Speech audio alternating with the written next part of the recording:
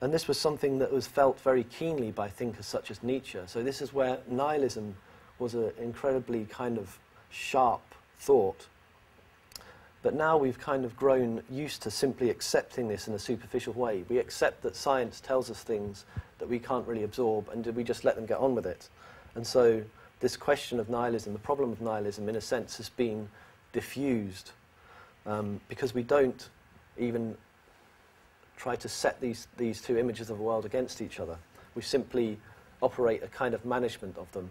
That's what we do in our everyday lives. And I've spoken to physicists, cosmologists, doing interviews with people for Collapse, and I've said to them, well, you know, you're working on dark matter, you're finding out these amazing things about the universe, how does that affect your life? And they just say, well, it doesn't.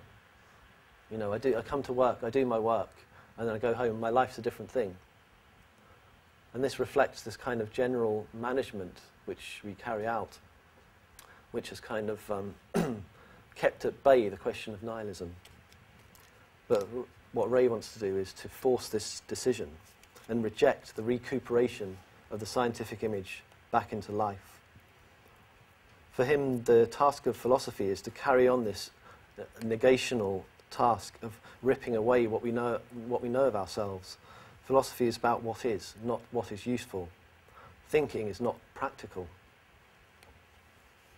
But if this sounds entirely negative, I think there's also, in a sense, an optimistic side to it. And that's that if our self-understanding is truly transformed, for instance, by neuroscience, by the overturning of common sense psychology